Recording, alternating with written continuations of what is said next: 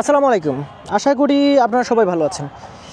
একটা বিষয় হলো যে একদম নতুন গাড়ি কিনলেন। নতুন গাড়িটা কেনার পরে আসলে একদম ফার্স্টে কী করা উচিত, কী করলে আপনার গাড়িটা দীর্ঘজীবী হবে, সেই বিষয়টা সম্পর্কে আজকে আলোচনা করব। এটা শুধু আমার না, আমিও কিন্তু গাড়িতে নতুন। আমি অন্তত 4-5 জনের পরামর্শ নিলাম, তবে সবাই বিশেষজ্ঞ। এর মধ্যে 2 জন তো আছে, তাদের মানে গ্যারেজ আছে আর কি, তারা হচ্ছে এই মেকানিকের কাজ করে। এই বিষয়টা আজকে বলবো। একদম প্রথম কী করা উচিত, প্রথম হচ্ছে বেশি আরপিএমে আপনি গাড়িটা চালাবেন না। মানে গাড়িটা স্টার্ট দেওয়ার পরে এই আরপিএমটাকে এইভাবে মানে বাড়াবেন না, মানে জোরে জোরে মানে করবেন না, এটা করা কখনোই উচিত না। আরেকটা জিনিস, এই যে গাড়িটা এখন চলছে দেখতে পাচ্ছেন, এটা এফজেডএস ভার্সন 2। এখন বিষয় হচ্ছে যে আমি যেটা করেছি একদম প্রথমে, সেটা বিশেষজ্ঞদের পরামর্শই করেছি। একটু এদিকে আমার যে ইঞ্জিনটা আছে দেখতে পাচ্ছেন যে এই পাশটা দিয়ে কিন্তু ইঞ্জিন অয়েল ঢোকাতে হয়। এই দেখতে পাচ্ছেন, এটা দিয়ে ইঞ্জিন অয়েল ঢোকাতে হয়। আর এখানে হচ্ছে ইঞ্জিন অয়েলের ফিল্টারটা আছে, অয়েল ফিল্টার। এখন যেটা বলছি, আমি প্রথমে আমি যাদের পরামর্শ নিয়েছি আমি তাদেরকে বিশ্বাস করি এবং তারা আসলেই মানে অভিজ্ঞ।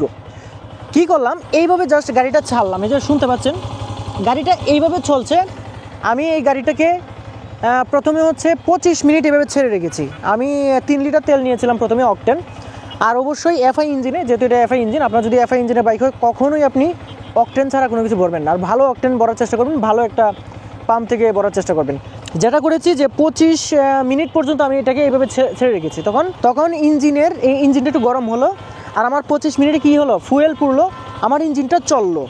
আমি এটাকে বন্ধ করে রেখেছি। এরপরে 10 মিনিট, এরপরে আবার 25 মিনিট ছেড়ে রেখেছি, আবার হলো 10 মিনিট। এইভাবে আমি পুরা 1.5 লিটার তেল কিন্তু আমি মানে আমার যে ফুয়েল আছে 1.5 লিটার ফুয়েল কী করলাম, শেষ করে ফেললাম। কেন করলাম, আমি এটা তো মানে চালিয়েও কাজটা করতে পারতাম, চালিয়েও তো করতে পারতাম, কিন্তু কেন করি নাই, এটা হচ্ছে বিশেষজ্ঞ মতামত। বিশেষ করে যারা 10-12 বছর 15 বছর গাড়ি চালাচ্ছে একসাথে, গাড়ির আয়ুটা বা ইঞ্জিনটাকে যদি আপনি মানে আরও বাড়াতে চান, তাহলে যেটা করতে হয়, আপনার আসলে যে গাড়িটা হচ্ছে লোড না নিয়ে, এখানে তো আপনি বসবেন, পিলিয়ন বসলেন, তো 2 জনেই বসে যদি আপনি এই গাড়িটা যদি আপনি চালান, অর্থাৎ 1.5 লিটার চালান, 1.5 লিটার ফুয়েল দিয়ে চালান, তাহলে আপনার মোট খরচ হয়ে যাবে হচ্ছে মোট আপনি মাইলেজ যাবেন হচ্ছে সর্বনিম্ন হচ্ছে 60 কিলোমিটার। সেক্ষেত্রে 60 কিলোমিটার যদি আপনি মানে ইঞ্জিনটাকে কোনো লোড না দিয়ে যদি আপনি চালান, তাহলে ইঞ্জিনটা স্মুথ হবে। ইঞ্জিনের ভিতরে কিন্তু ধার থাকে, মানে অনেক থাকে। এটা স্মুথ করার জন্য কিন্তু আমি এই কাজটা করেছি। পরেই আমি 2 দিন পরে, জাস্ট 2 দিন পরেই কিন্তু আমি আমার যে ইঞ্জিন অয়েলটা আছে সেটা কিন্তু ফেলে দিয়েছি, এবং ইয়ামাহা থেকে যেটা সাজেস্ট করা সেই ইঞ্জিন অয়েল আরেকটা ভরেছি, এবং নতুন ইঞ্জিন যে অয়েল ফিল্টারটা আছে সেটা চেঞ্জ করে নতুন একটা অয়েল ফিল্টার কিন্তু আমি লাগিয়েছি। এইটা আমি প্রথমে কেন করলাম, কারণ হচ্ছে আমার যারা আশেপাশের লোক আছে, বন্ধু আছে, আমি 2টা গ্যারেজেও কথা বলেছি, তারা বলল যে এই কাজটা যদি আপনি করেন তাহলে আপনি লোড ছাড়া যে গাড়িটা আছে, গাড়িটার যে এই ইঞ্জিনের স্মুথনেসটা আছে সেটা চলে আসবে। আর আরেকটা বললো যে প্রথমে তো আপনি ইঞ্জিন অয়েলটা চেঞ্জ করলেন, এরপরে 500 কিলোমিটার যাওয়ার মানে শেষ হওয়ার পরে আরেকবার চেঞ্জ করবেন। আরেকবার চেঞ্জ করলে কি হবে, যে আপনার এরপরেও যে স্মুথনেসের বাকিটা ছিল সেটাও হয়ে যাবে, অর্থাৎ লোড ছাড়া। আর আমি কিন্তু 200 কিলোমিটার চালিয়েছি মানে পিলিয়ন ছাড়া, সিঙ্গেলি চালিয়েছি, কারণ আমি লোড দিতে চাই নাই।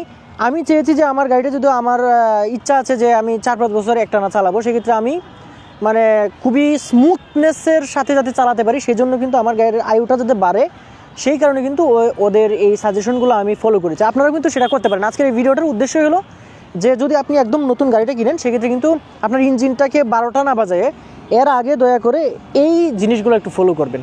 এই জিনিসগুলো ফলো করলে আপনার ইঞ্জিনের আয়ুটা কিন্তু অনেক বেড়ে যাবে। সো বন্ধুরা, আজকের এই ভিডিওটা কিন্তু এই কারণেই ছিল যে একদম নতুন যদি গাড়িটা কিনেন, তাহলে ইঞ্জিন অয়েলটা আসলে কখন চেঞ্জ করবেন বা ইঞ্জিন অয়েল ফিল্টার কখন চেঞ্জ করবেন, প্রথমেই কিন্তু এই কাজটা আপনি করে ফেলবেন। একটু আপনার খরচ বেশি হলেও আপনার কিন্তু দীর্ঘ সময়ের জন্য কিন্তু আপনার গাড়িটা ভালো থাকবে। সো বন্ধুরা, আজকে ভিডিওটা এই পর্যন্তই ছিল। আশা করছি আজকে ভিডিওটা আপনাদের ভালো লেগেছে। যদি ভিডিও ভালো লাগে অবশ্যই ভিডিওটা লাইক করে দেবেন এবং শেয়ার করে দেবেন। আর আপনি যদি আমার চ্যানেলে নতুন হয়ে থাকেন তাহলে চ্যানেলটি সাবস্ক্রাইব করে রাখবেন। আজকে ভিডিও এই পর্যন্তই। আল্লাহ হাফেজ।